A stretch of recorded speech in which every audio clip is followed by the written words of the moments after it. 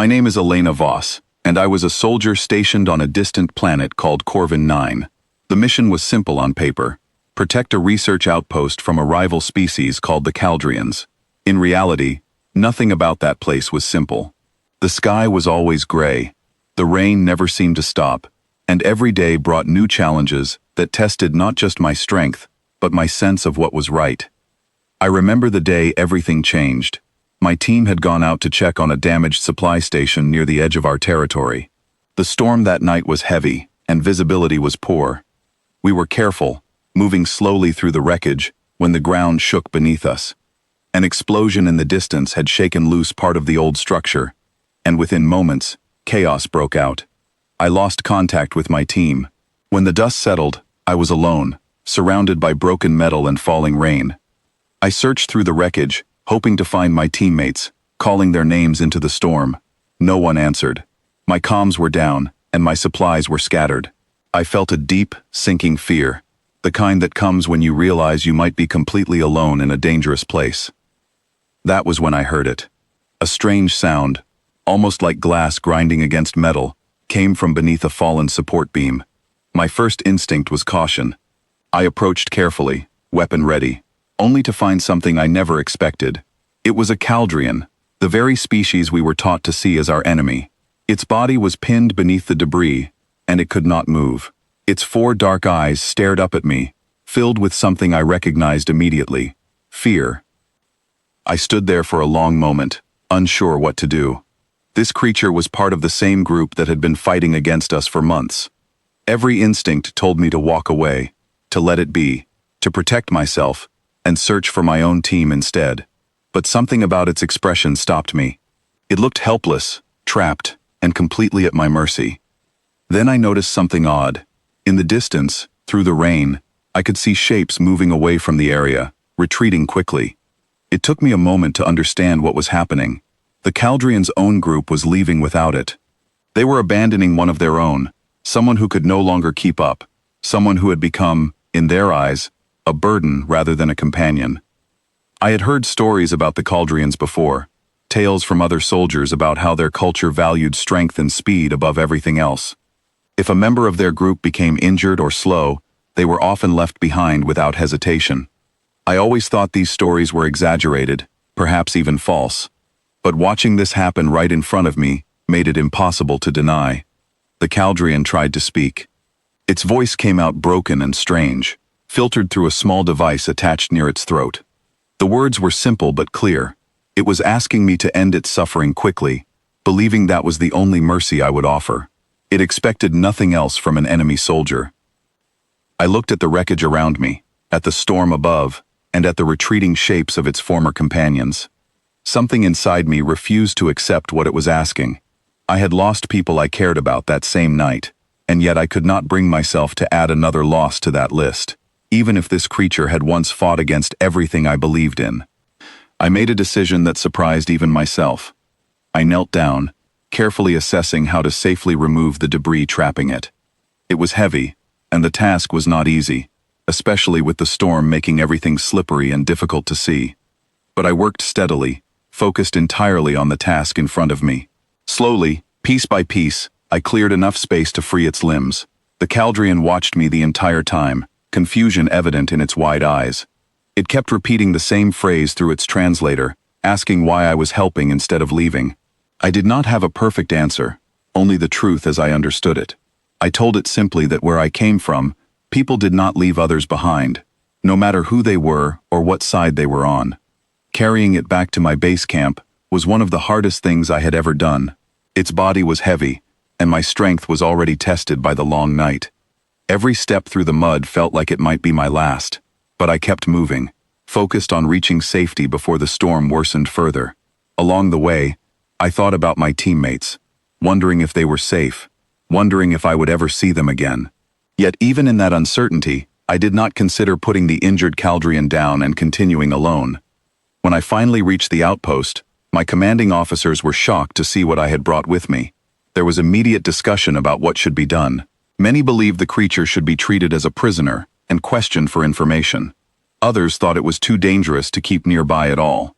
I stood my ground, insisting that whatever information it had could wait until it received proper care first.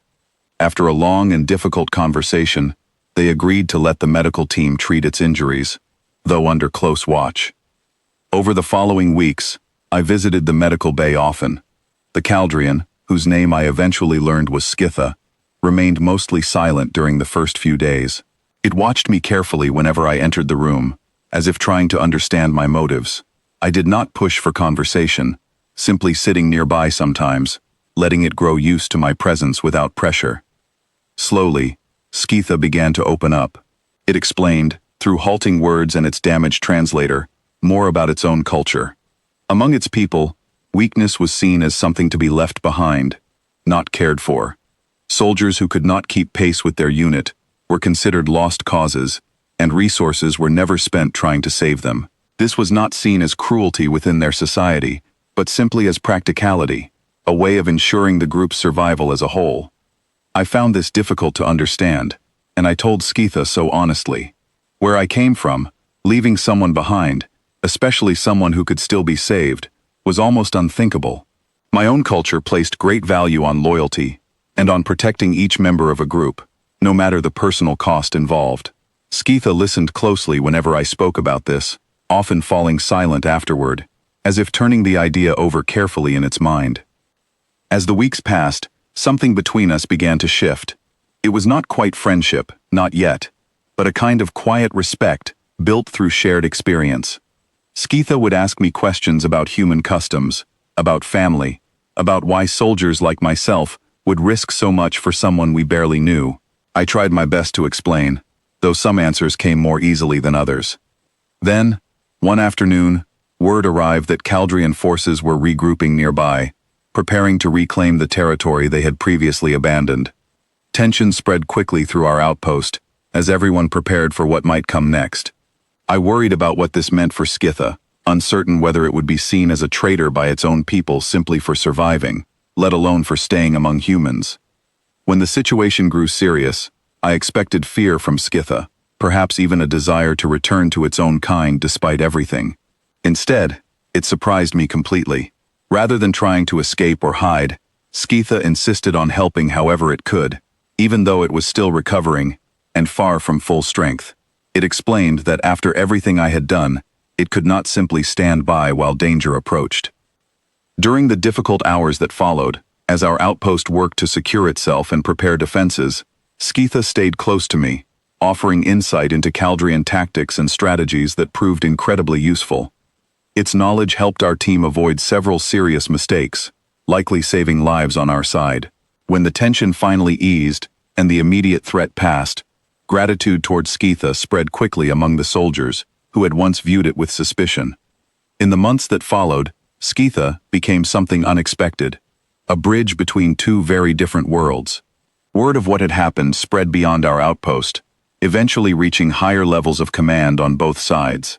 Leaders who had never considered peaceful resolution began to wonder if there might be another way forward, one that did not require constant conflict.